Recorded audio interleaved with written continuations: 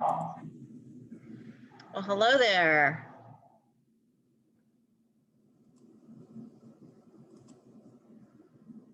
Hello. How are you? I'm doing well. So we have more people on today. That's a good thing. Where are we from so far? New York. New York, okay. Chicago. Chicago, all right. Paul, where are you from? You're muted. You'll have to click on the little Microsoft down at the bottom of your screen. Ohio. Ohio. Robbie's Ohio. Yep.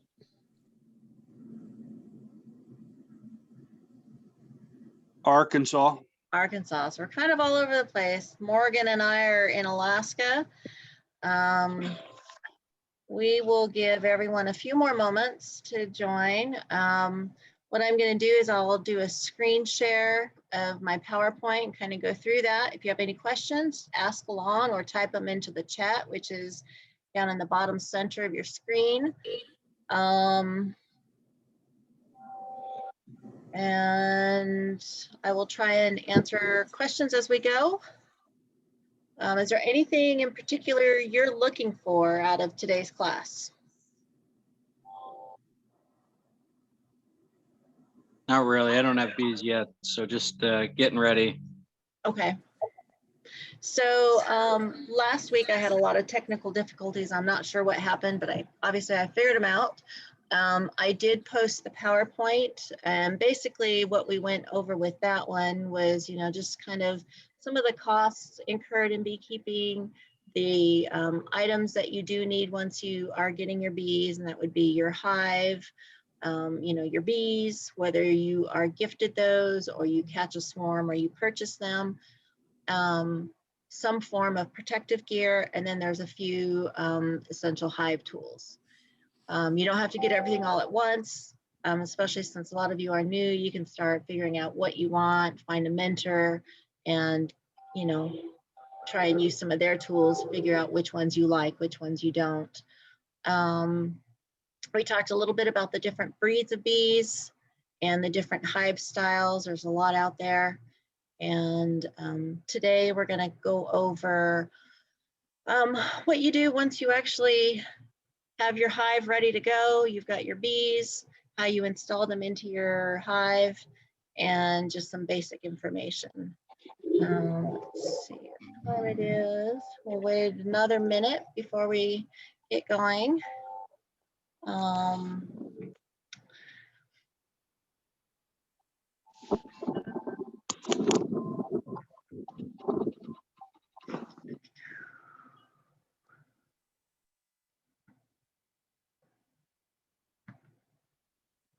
All right, did that pop up on your screen? It says preparing to beekeep? Yep. Yes. All right, awesome. I'm batting 1,000 today, so we're doing good. How many of you have mentors already? I do in Chicago. Okay. And are you in the city in Chicago, or are you out a little bit? I'm about 30 miles southeast of Chicago. Okay, that's cool. Nice. Let's see. I bug him all the time too, Stephanie. Excuse me? I said, I don't think he minds. No, I don't think so. I think he enjoys it. All right, so I think we're going to go ahead and get going. So I'm Valerie Copper. I am a beekeeper here in Alaska, just outside of Anchorage. I'm also a Hives for Heroes mentor and one of the admin members. My apiary is called Queen's Landing, and I don't know if any of you have ever watched Game of Thrones, but their big powerful city was called King's Landing, and we had just finished watching that when I got my bees, and so That's where the name came from. It was kind of a play on words. Okay, let's see. All right, so what we're going to talk about today is setting up your hive, receiving and installing your package of bees, or if you happen to purchase a nuke, it's a whole lot simpler. But here in Alaska, you can't get nukes. If you don't know the difference between a package and a nuke, a package of bees comes in a box. Let me stop this for a second here. Comes in a box that looks like this. It'll either be plastic or it'll be wooden, and it has, if it's wooden, it's got like window screen over it. Inside it will be either 3 or 4 pounds of bees, which can be anywhere from 10,000 bees to 14,000 bees. Alaska, we don't get nucleus colonies, and those are, when you purchase a nuke, basically it's a box, it's a small colony of bees. It comes with 4 or 5 frames that already have foundation and wax on them that the bees have built out. It's got the queen, she's running around free, and she's already laying eggs. So you essentially are purchasing a mini beehive. We don't get those here in Alaska because of state regulations. About 50 years ago, there was a big outbreak of, or not big, but an outbreak of American foul brood. And American foul brood is a very virulent kind of a pest. It's a bacteria, and the spores of it can last for 50 years. If your hive comes down with American foul brood, basically the only option for you is to dig a pit, burn it, and bury it, and start fresh. Other beekeepers, you can manage it with antibiotics, but once you start it, it's just a nonstop thing. You always have to apply it to keep those spores at bay, but you can't ever get rid of them. So Alaska decided we're not going to have that, and we can only purchase packages of bees. So there's no equipment other than the bees that are coming in the boxes. If you move from, say, Chicago to Alaska, and you've got your hives and your suit and your tools, you're not allowed to bring any of that to Alaska. You have to start brand new with new equipment. So that is one limitation up here. All right. Back to the screen. We'll talk about how you install your bees. We'll talk about feeding your bees, your initial inspection, and then the benefits of registering your colonies with your local ag department, apiary inspector, or the state. Kind of depends on what your state has available.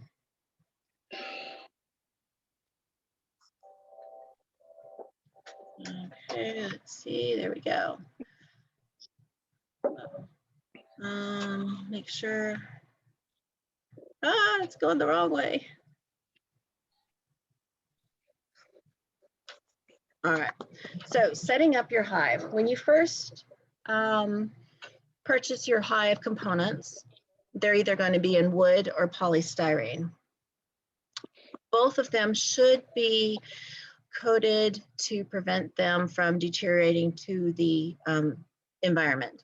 So with the polystyrene, you're just going to use a good quality outdoor latex paint, and you're going to paint it and only on the outside surfaces. You don't paint it on the inside where the bees walk around. Just you want to limit chemicals that the bees come in contact with. If you have wooden hives, you can paint them, or you can coat them with a blend of raw linseed oil and beeswax. And basically you're going to melt the beeswax in a double boiler, add the linseed oil, and then brush it on. Again, only applying to the surfaces that the bees don't live in. You can paint your boxes any colors you want. I do recommend staying away from the color red.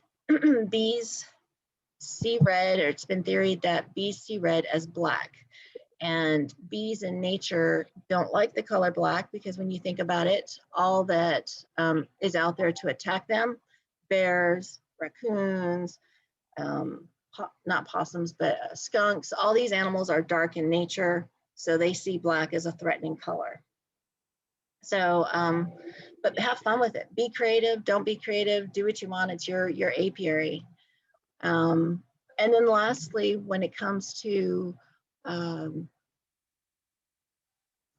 preparing, preserving your equipment, make sure that you do this with plenty of time so that it's able to dry fully and all the fumes are able to off gas. You know, set it outside, set it in the garage at least a week, and that way there's less chemicals, smells floating around in the hive, and your bees are more likely to stay in the hive.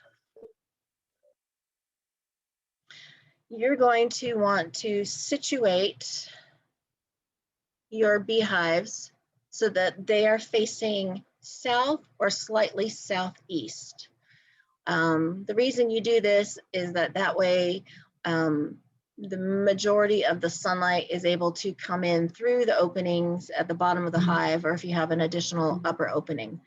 By facing them southeast just a little bit, you get that morning sun peeking in, it warms up the hive, wakes up the bees, and they're out flying a little bit earlier. You want to raise your boxes off the ground. This can be done with cinder blocks and some wood, and they don't need to be very high. Mine are about 12 to 18 inches. It just kind of depends on what I had on hand to build it. And you're also going to want to make sure that your hives are level from side to side so that they can build straight comb. Now I do have the front of my hive slightly lower than the back of the hive, and it's really only a difference of maybe 1/3 of an inch, no more than 1/2 of an inch. And I do that because if any condensation collects in the hive, or if it's raining, number one, the condensation can roll out, or if it's raining, the water from the rain doesn't roll into the hive. Moisture is the biggest enemy of your bees. What else? Also, by tipping the hive forward, again with moisture, if there's condensation that has settled up on the roof of your colony, it's going to roll forward and drip down the sides versus dripping immediately down on the bees. In the summer, that's not going to be such an issue, but in the winter time when the bees are already kind of cold, you don't want them getting wet. You're going to want to make sure that your hives are placed in a manner that they're not in foot traffic. So, you know, you don't want the family kids walking in the flight path. You don't want the pets in the flight path. You're going to also want to follow your community and housing ordinances and guidelines regarding keeping bees. With us here in Alaska, or in Anchorage, you're allowed to have, I think it said up to 16 colonies in a 1-acre plot of land, and they had to be placed so that they're not directly facing another neighbor. And if they are facing the direction of a neighbor, then a 6-foot fence needed to be placed in between the bees and the neighbor. So you just got to make sure you know what the ordinances are and that you follow them. And lastly, you should place your beehives so that there is space for you to be able to comfortably walk behind them. When you're doing your inspections, you don't want to be standing in the front of the hive, because the only entrance in and out of the hive is going to be in the front. And if you're standing in front, the bees are used to flying and coming and going, and you're blocking that entrance. Eventually, they're going to start getting a little irritated with you and wanting to sting you. If you're doing your inspections from the side or the back, that's not such an issue, and they're more accepting of you doing your inspection.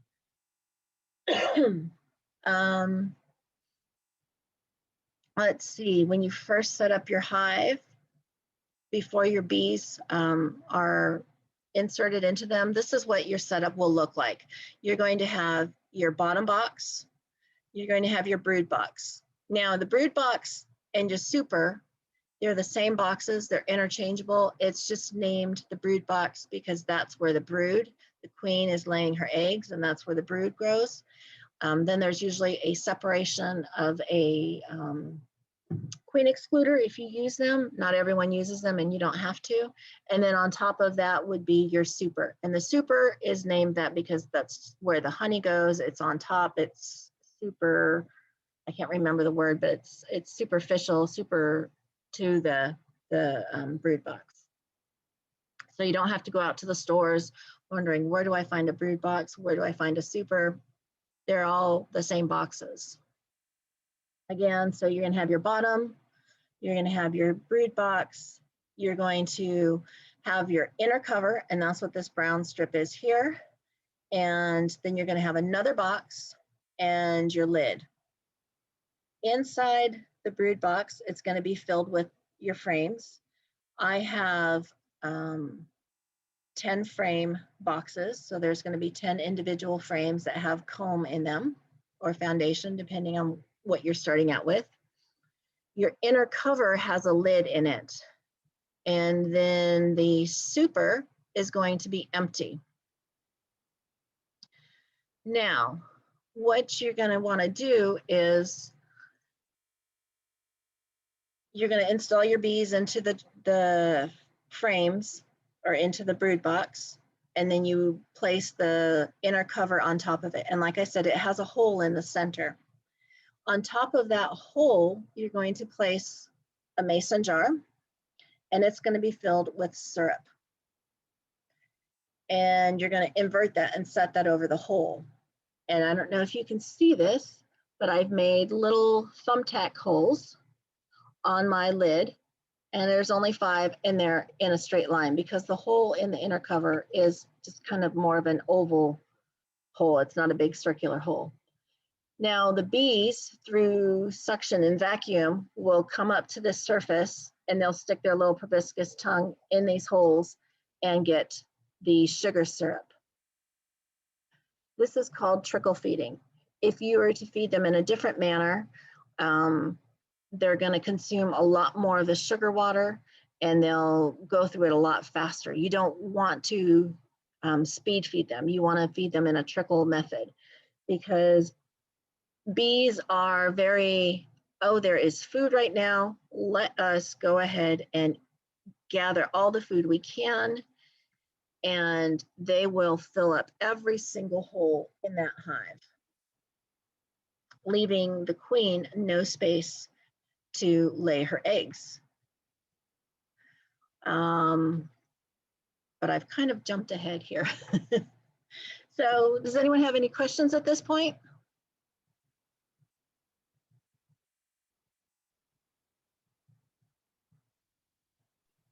Valerie, can you repeat again where you put the package? I think you said it, or maybe you're gonna say it again up here. Yeah, but... I'm gonna go over that. I kind of jumped ahead.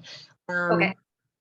So this is, this picture here shows me installing a package of bees from a bee bus. So the bee buses are plastic and a bee box is wood. What you're gonna do is, if you're here in Alaska and you pick up your package and it's a cold day, most likely there's gonna be snow on the ground this year. As you can see in this picture, there was snow on the ground last year. But you're gonna pick as warm a day as you can. You're not gonna hang on to the bees for too long. And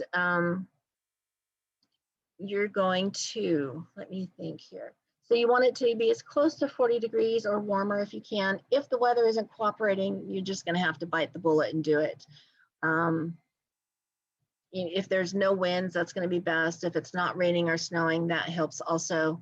And then you're gonna have your jar of food with them.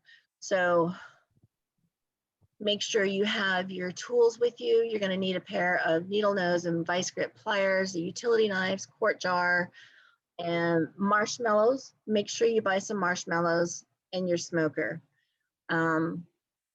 So let me get to here. So you've got your package, and there's going to be about 14,000 bees, and they're going to be all clustered right in the center here. This is the top of the package. This will be filled with a metal can, and the can has some holes in it where the bees are able to siphon a sugar syrup. So what you're going to do is you're going to take your pliers, you're going to take,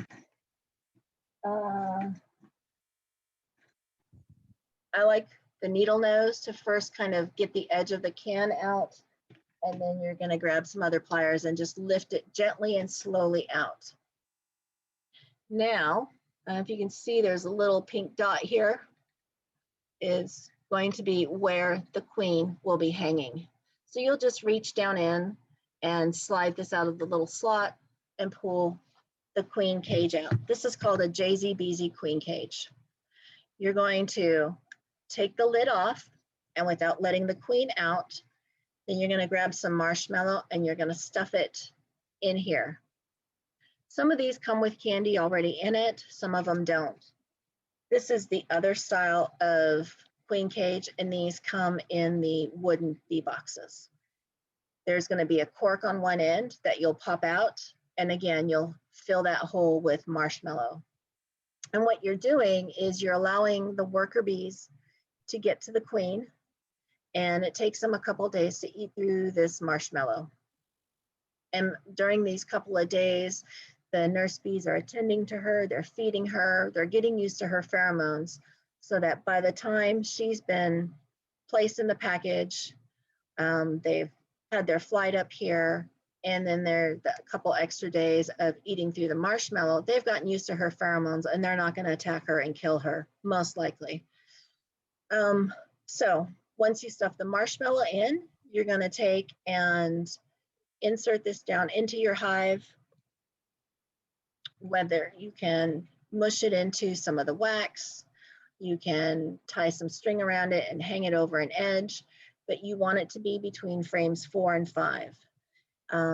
So that makes it where it will be one space over from the center of the hive. If this is the center space between frames 5 and 6, you want it between 4 and 5.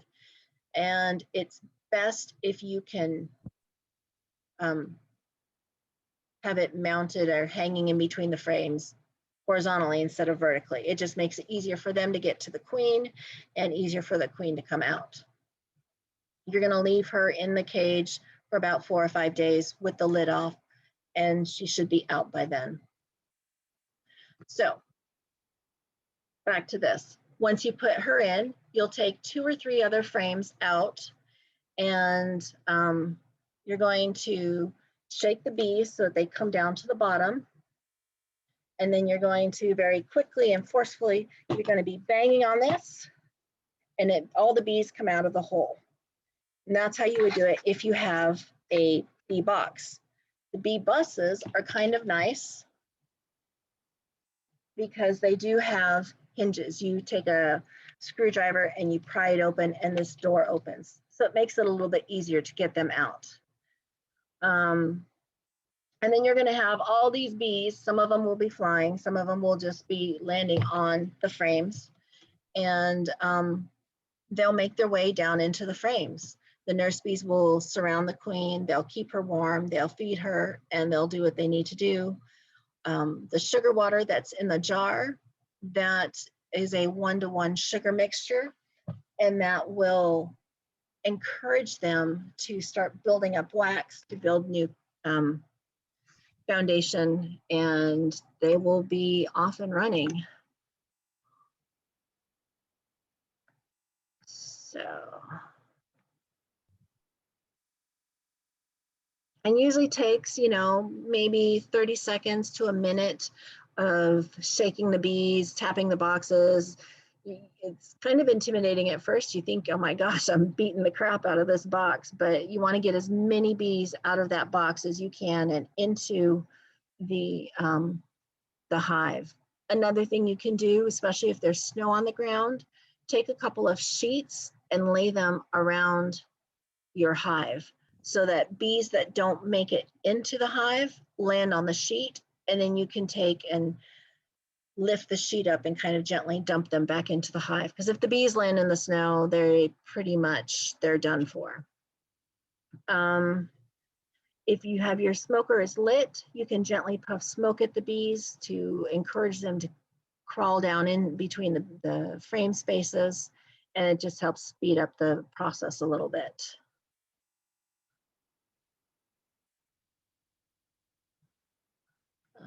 Okay, let's see. So not everyone feeds their bees, especially if you're down south, Arkansas.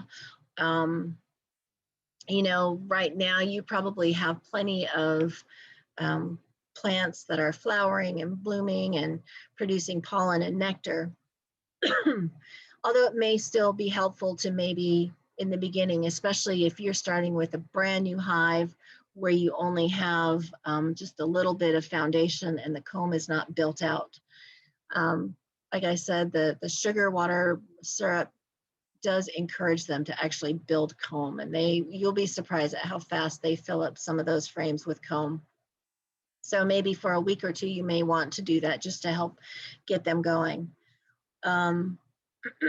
There's two main types of foods you'll be giving your bees if you feed them.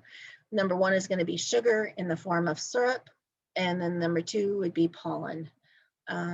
In the spring and into the summer, you may need to feed your bees the 1-to-1 sugar mixture.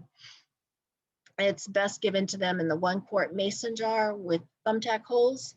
Again, that's known as trickle feeding, and especially if it's cold. If you're in an area where the weather is warmer, there are other feeders that you can use.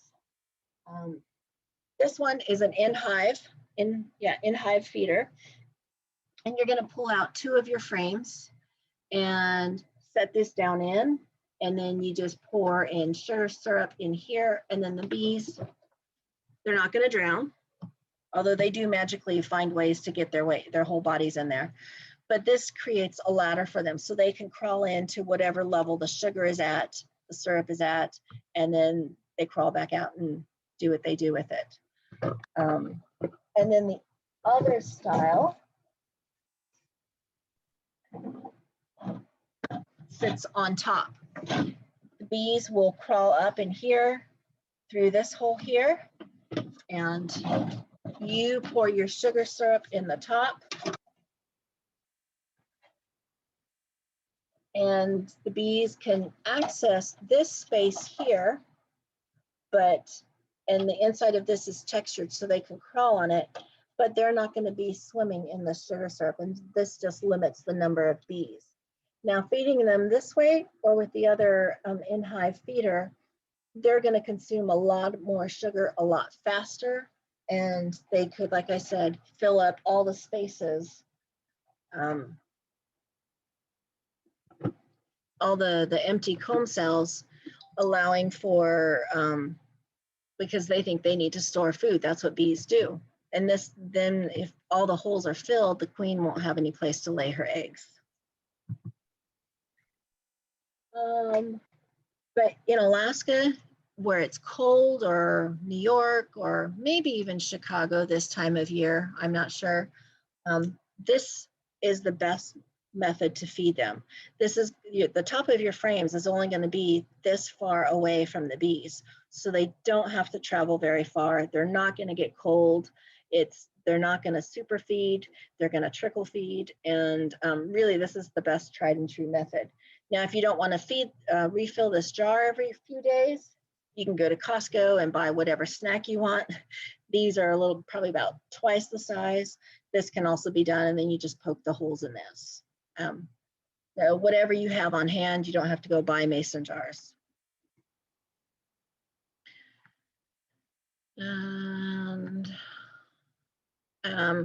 so you can also feed your bees pollen, and this can be purchased in a couple different formats. You can get buckets of just powder, or you can get it where it's formed into like a dough, a patty, and those are called pollen patties. The pollen patty you give to your bees when you're ready for them to start brooding up. Pollen is the protein source of the bees, and that's what they eat for their protein, or they feed it to the larva. If needed, pollen powder can be given to your bees during the summer months, and that you'll just set in a container where it's not going to get wet. And if they need to forage for it, they can find it. If not, they won't get it. They'll prefer the natural pollen of the flowers, but it is fun to watch them getting covered in the pollen powder. In the fall, after the harvest of any honey from the honey supers, you may need to feed your bees a sugar syrup, and this time it's going to be in a 2-to-1 ratio versus the 1-to-1 ratio that you give in the spring. Again, this is also a time when you're going to need to give them pollen supplements so that they have enough food to raise the fat winter bees so that they can survive the long winter months.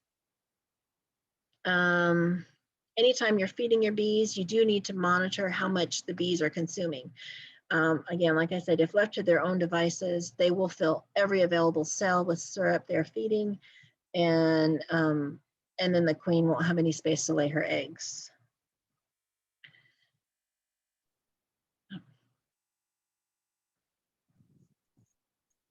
And we kind of talked about the sugar syrup, the 1-to-1 versus the 2-to-1. Mountain camp feeding. This, I actually used this the last couple of years and I do like it. It's pretty simple, it's pretty easy. Basically what you're gonna do, you do this in the fall when you're getting ready for prepping your bees for winter. You're gonna take a sheet of newspaper and maybe slice a couple of little holes in it, set that on top of the frames and dump plain white cane sugar, just your typical baking sugar on top of those frames. And when you do this prior to winter arriving, the moisture from the bee's breath floats up to the air and it almost crystallizes and hardens that sugar. There is something about the dryness of white sugar that the bees are not as able to access it. Once that humidity hits it and it starts to crystallize it, it changes its chemical makeup a little bit, and then they take it down a lot easier. But it's easy to, if they eat through it, you just take your bag of sugar and place more, and it's a super easy way to feed your bees. There's also such thing called fondant or candy boards.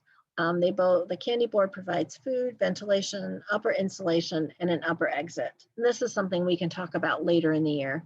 And it just helps the bees remain healthier during the winter. The difference between a fondant and candy board is the sugar in the fondant has been inverted, breaking the sucrose molecule into glucose and fructose, and the bees can more readily use it for energy.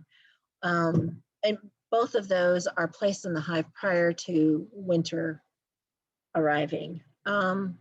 The one thing when you're making fondant or candy board that you do need to remember is that anytime you superheat sugar, it creates a chemical, and I don't have the name of that right here in the top of my head, but it can be toxic to bees.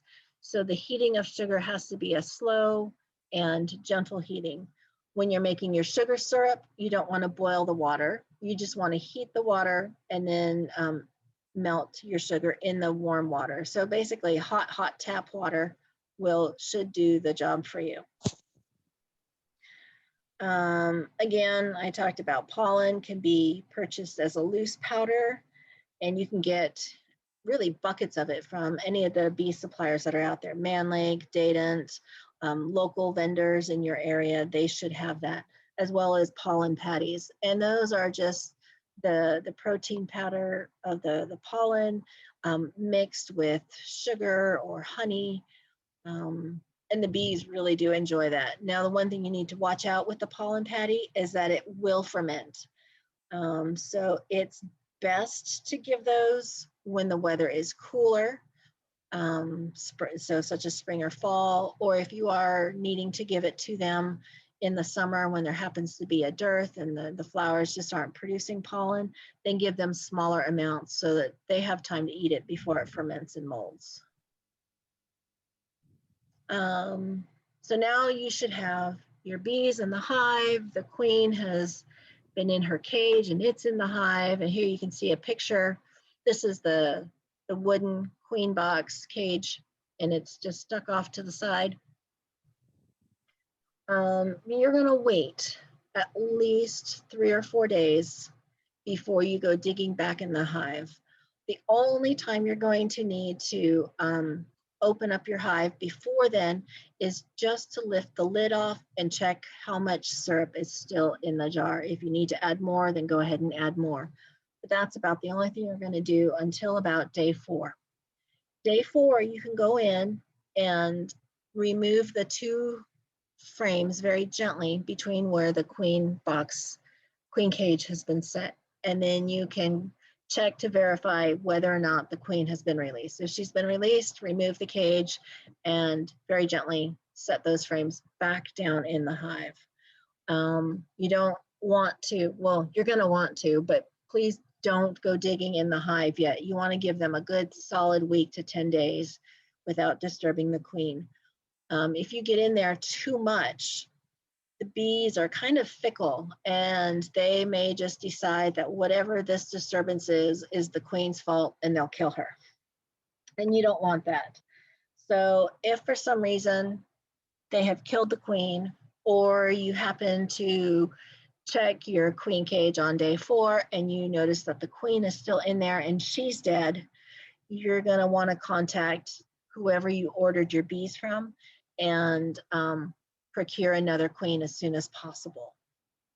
They can manage being queenless for a little while, but they really do prefer having a queen. They get irritable when they don't have a queen. They don't know what to do.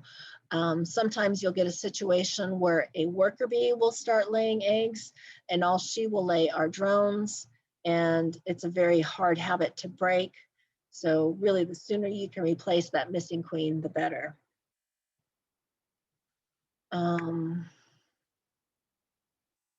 Before you inspect your hive, make sure you have all your equipment ready to go. You're going to want to make sure you have, your suit on if you're wearing a suit.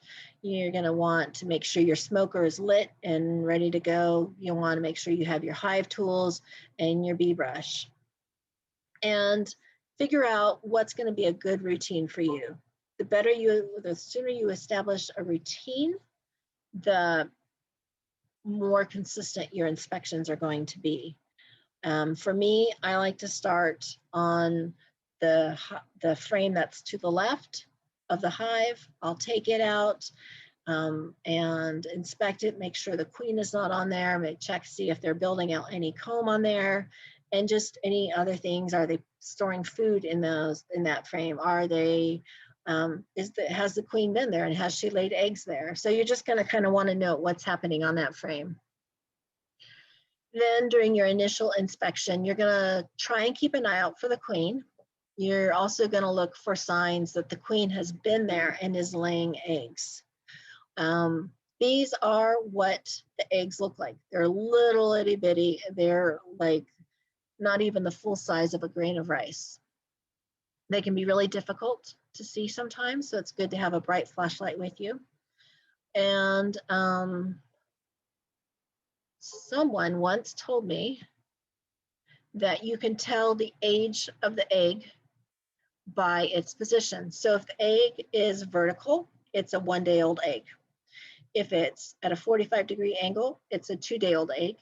And if it's laying down, it's a 3-day-old egg. After day 3, the eggs will hatch into the larva and they look like a teeny tiny little letter C. So when you get more advanced into beekeeping and you want to start queen rearing and doing different things, that information can be helpful. So here you see, an egg that's completely vertical. So that egg was just laid. Whereas this one here, maybe that's a 2-day-old egg or a 3-day-old egg. It's hard to tell from this angle if it's laying down completely or at an angle. These are larvae that are a little bit older. A brand new larva will just be just the tiniest little thing, about as small as the egg, but in the letter C. Once you've seen either the queen or seen signs that she's laying, basically you can go ahead and close up the hive and move on to your next hive if you have more than one. You don't want to spend too much time inspecting because, especially here in the cold weather, if these eggs or larvae are exposed to the cold for too long, they become no longer viable. And you don't want to ruin all that hard work. Once you get in a routine of inspecting your colonies, you're going to want to do it at the very minimum of every 10 days or as frequent as every 7 days. And try to, be consistent about when you check it. You don't want to go really any longer than 10 days, especially once we get in full swing of summer. You could risk swarming and other issues.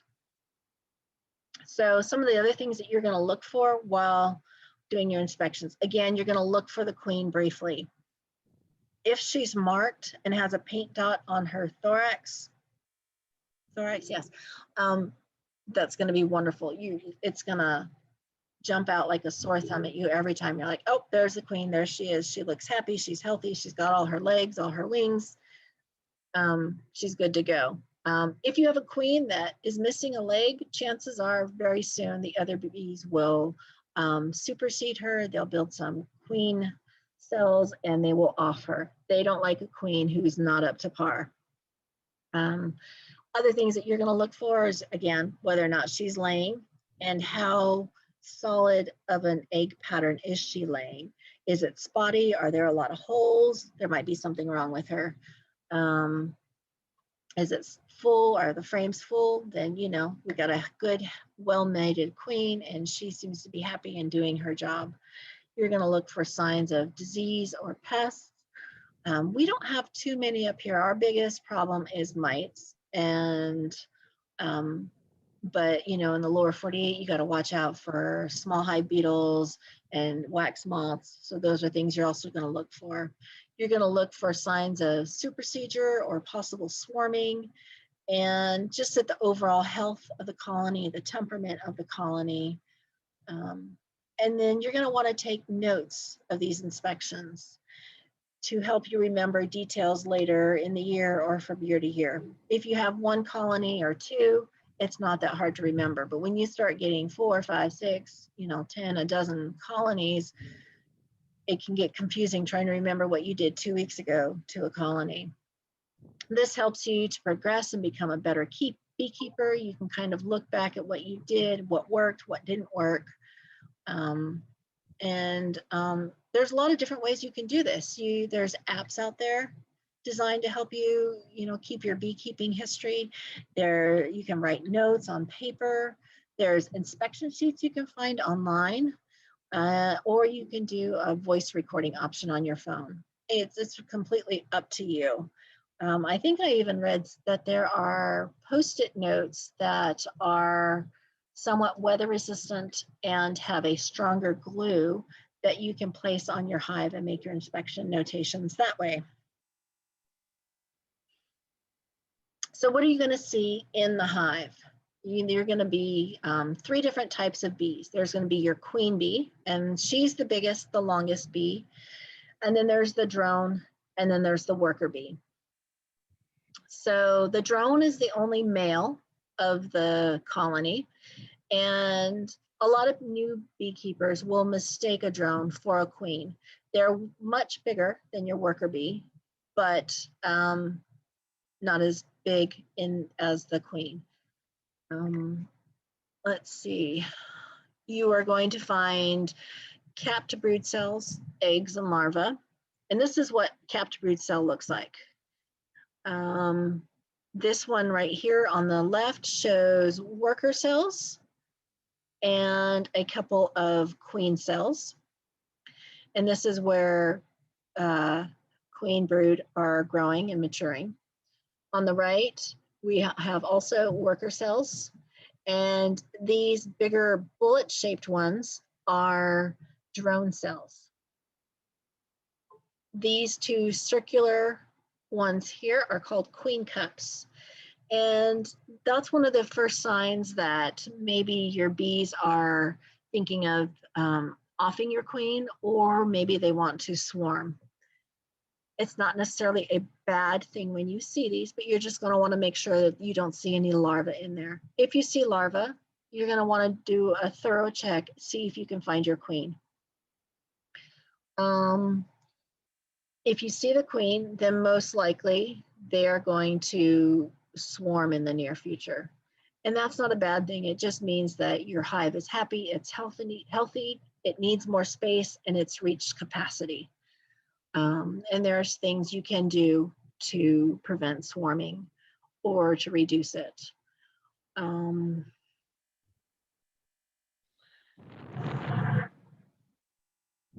Some of the ways to recognize a queen is she's got the really long abdomen. And if you've done any YouTube watching videos, they all like to show you their queens. And she really does. She's got a very long abdomen, and her thorax here, it's going to be completely smooth and hard and shiny. Whereas with a worker bee, it's covered in fur. The older the bees get, the less fur they'll have on them. So, you know, a drone bee can be a little misleading, but they've got the very big head, the very big eyes. And I'm still learning on how to find my queen. I've had a couple colonies where after I inserted my queen, I never saw her again, but I knew she was in there because she kept laying eggs. So the queen bee, her primary function of the colony is to serve as a reproducer. A well-mated queen and one that's well-fed can lay about 1,500 to 2,000 eggs per day during the spring buildup. That's more than her body weight in eggs. She's continuously surrounded by worker bees who meet her every need, giving her food and disposing of her waste. The worker bees, based on their age, have different jobs. So a queen can actually live, I think, 3 to 5 years, whereas worker bees generally live around 40 to 45 days. So days 1 to 2, their job is to clean the cell that they grew in, and they keep other brood warm. Days 3 to 5, their job is to feed older larvae. From 6 to 11 days old, they are feeding the younger larvae. And then after that, they start producing wax, carrying food, building comb, and have undertaker duties. And if you've ever seen a bee pulling out a dead bee, it's quite the struggle, but they keep that hive very clean and tidy. From days 18 to 21, they're protecting the hive entrance and have guard duty. And you'll notice the guard bees because they're the first one to greet you at the entrance. They're the ones that will stick their butts up in the air at you. And they tend to be just a little bit more in your face. And then from days 22 to the end, they fly from the hive and collect pollen, nectar, water, all those different things. The drone bee is a male bee that is the product of an unfertilized egg. Drones have bigger eyes and do not have stingers. So if you have a friend who's somewhat curious but afraid of bees, if you can catch a drone bee and let them, you know, look at the drone and hold it, they don't have to worry about being stung. It's a great way to kind of ease people into bees. They don't help defend the hive, and they don't have the body parts to collect pollen or nectar. So they really don't do a lot as far as contributing to feeding the community. Their main job in life is to mate with the queen. The queen, once she hatches from her queen cell, spends maybe 3 to 7 days in the colony, getting her strength, building up, and then she will go on a mating flight. Or I think she goes actually on several mating flights, and she can mate with up to, I want to say it's about 20 drones. And then once she is fully mated, she will make her way back to the hive. And then I think within a few days after that, start laying eggs. So it's quite the endeavor. And lastly, registering your colonies.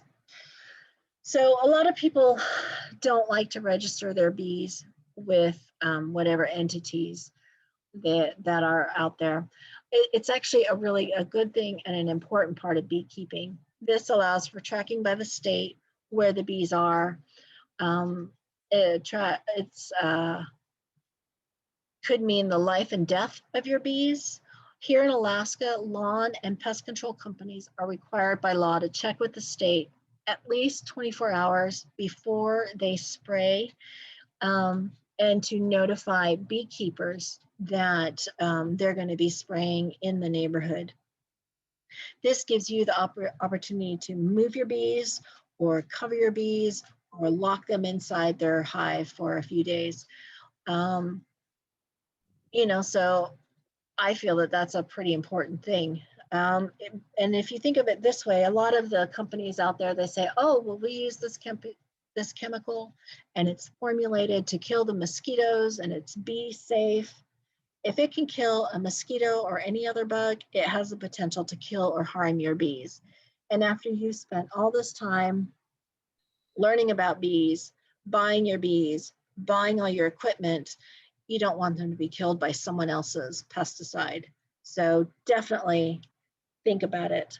And then finally, the overall health of Alaska's bees can be tracked through registration. And again, beekeepers can be notified if there's an outbreak of a disease in your area. And again, American foul brood is a very serious one. So you definitely want to be notified if your neighbor down the road who also has bees, has an infestation of that. So here's the link for the Alaska one. Other states, I don't know, if you have a state beekeeping association that would have that information or your state ag department, but definitely something to check into and see if there is a registration that's required. And next week, we'll be talking about swarming, how to prevent it, different honeybee diseases and pests, extracting your honey, what to do with your bees towards the end of the season, and how to store your equipment. All right. Any questions at this point?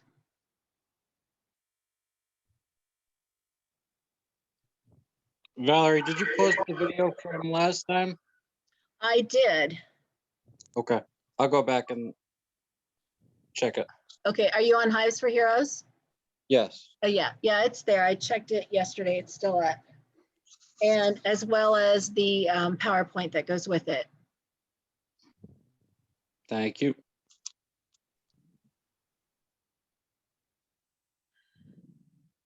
What else?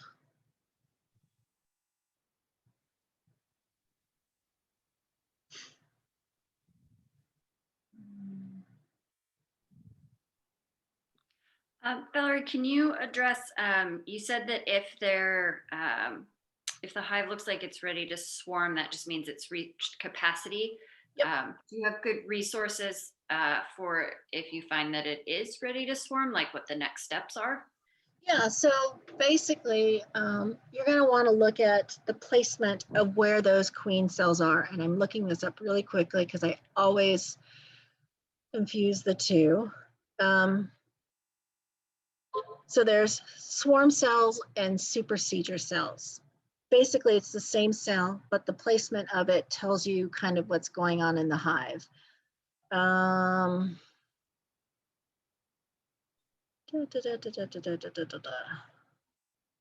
So you're going to see queen cells that are going to be at the bottom of the frame, and then you'll find queen cells that will be kind of in the middle of the frame. And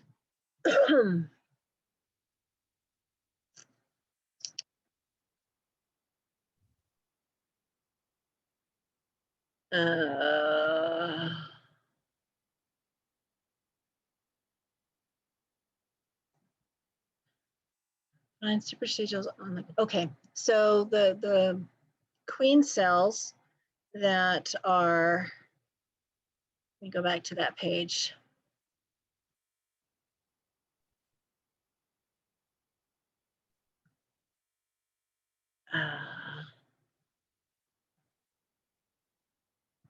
All right, so these queen cells here are on the bottom, and those are signs of swarming cells. If there were queen cells that were here in the middle, like where this cup is, that's going to be a supersedure.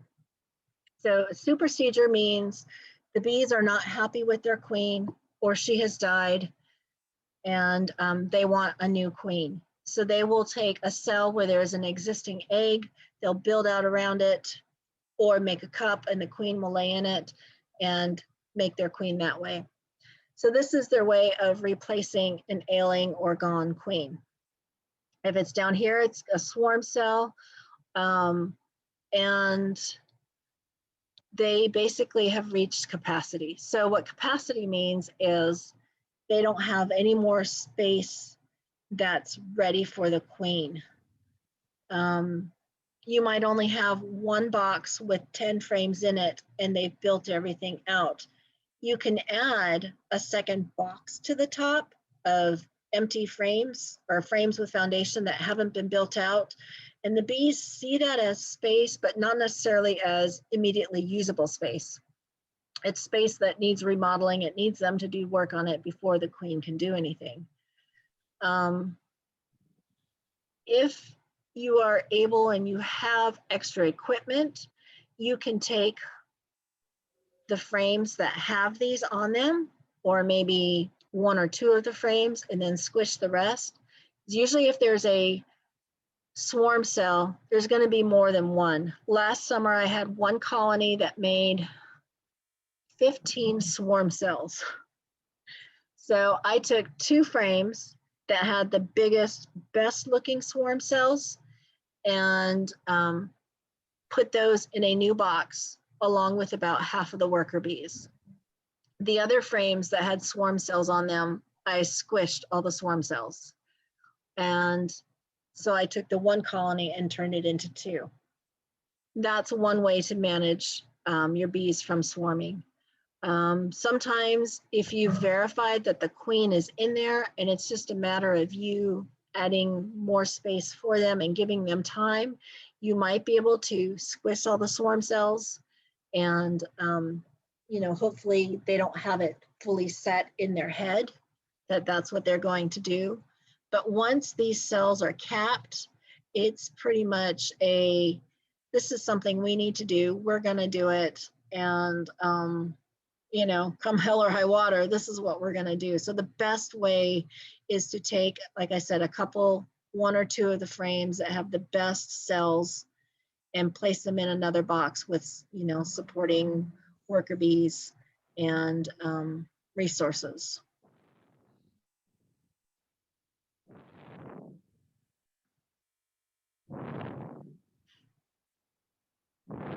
But for most of us here, that's probably not going to happen until, I would say, mid-June. So you have some time to kind of get used to your bees. If you're in the lower 48, and you already have bees, depending on where you're at, some places swarm season is now down in Texas, Arkansas, I'm not sure. But if you don't have bees yet, it's really just a matter of kind of watching what your bees are doing. Are they building a lot of those queen cups? If you see all of a sudden your bees are building queen cups, you can smash them and then see what happens. Maybe just smashing those queen cups is enough to deter them and to build up other comb elsewhere, and then realize, oh, we do still have space.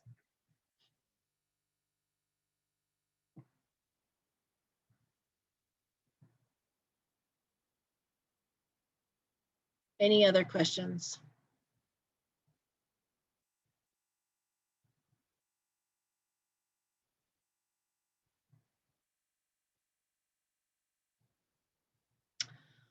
All right, so like last time, I have been recording this, and I will post this to the appropriate groups, and that way you can go back to it. You can review the PowerPoint. I did share the PowerPoints to Midnight Sun and Hives for Heroes, so you do have access to those. And otherwise, I will see you all next week. Great. Thank you, Valerie. Thank you. All right.